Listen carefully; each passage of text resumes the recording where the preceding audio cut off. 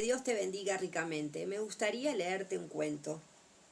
Había una vez un hermoso jardín con manzanos, naranjos, perales y bellísimos rosales, pero uno de los árboles se sentía profundamente triste porque tenía un problema.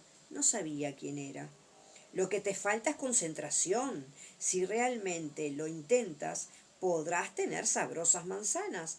Es muy fácil, le decía el manzano. No escuches al manzano. Es más sencillo hacer rosas y son mucho más bonitas que las manzanas, le decía el rosal.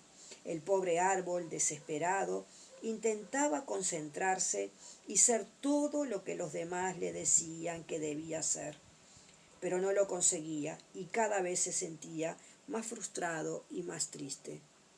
Un día llegó hasta el jardín un búho y al ver la desesperación del árbol exclamó: «No te preocupes, tu problema no es tan grave. Es el mismo que tienen muchos otros seres sobre la faz de la tierra. No dediques tu energía a ser como los demás quieren que seas. Sé tú mismo, conócete y aprende a escuchar tu voz interior». Fue así como aquel árbol aprendió que jamás daría manzanas porque no era un manzano, tampoco daría rosas porque no era un rosal, sino que era un roble, y su destino era crecer grande y majestuoso, albergar a las aves, dar sombra a los viajeros y belleza al paisaje. Por fin se sintió fuerte y seguro de sí mismo y fue admirado y respetado por todos. Ahora voy a hacerte unas preguntas para que en este espacio de psicología y fe hagas de cuenta que estamos en una sesión de terapia. ¿Qué crees que es mejor, un manzano o un rosal, un roble? ¿Crees que es justo compararlos? ¿Cómo se sentía el árbol cuando quería ser lo que no era? ¿Por qué crees que hacía tanto caso al manzano y al rosal? ¿Te ha ocurrido alguna vez que alguien te pida que hagas cosas que no están en tus manos? ¿Te comparan a veces con otras personas? ¿Cómo te sientes cuando lo hacen? ¿Estás pendiente de lo que los demás piensan sobre ti? ¿Y tú, qué piensas de ti mismo? ¿Puedes pensar en 3 características que te definan? Medita sobre estas interrogantes y pregúntate: ¿estaré viviendo el diseño divino? Estaba leyendo Génesis 3 mientras meditaba en este cuento. El roble se esforzaba por dar manzanas, pero no estaba diseñado para ser manzano. Estaba diseñado para ser un roble. Se esforzaba por tener rosas, pero él no había diseñado para ser un rosal y dar rosas. Él había sido diseñado para ser un roble. Cuando leía Génesis capítulo 3, noté algo interesante.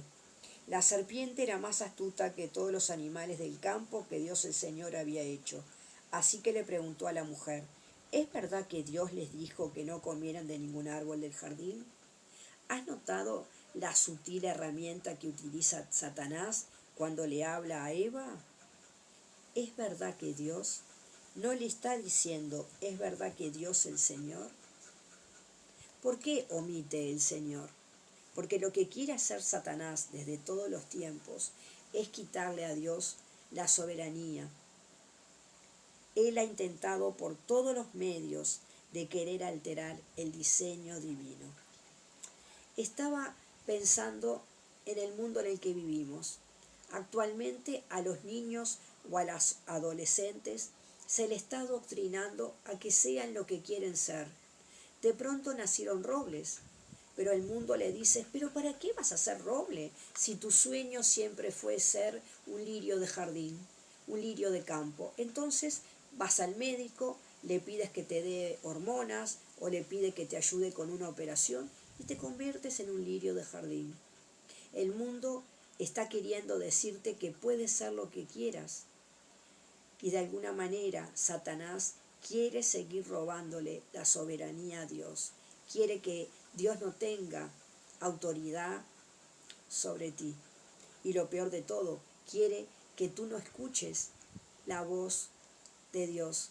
¿Quieres que escuche la voz de este mundo que te dice, transfórmate en lo que deseas?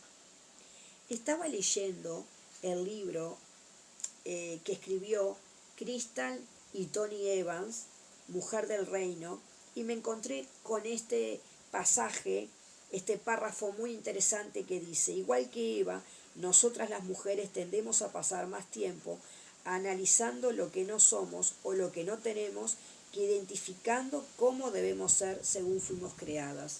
Tal como el roble se esforzaba por dar manzanas o por dar rosas, se fijaba en lo que no tenía y no en cómo había sido creado. La victoria de Satanás con Eva comenzó mucho antes que ella comiera el fruto.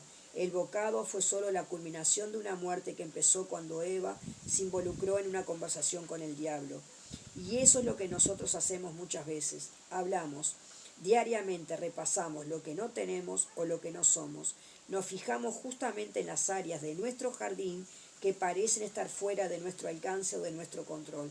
Aceptamos la semilla del descontento que el diablo nos ofrece y le transmitimos a nuestra alma insatisfacción, infelicidad o desagrado.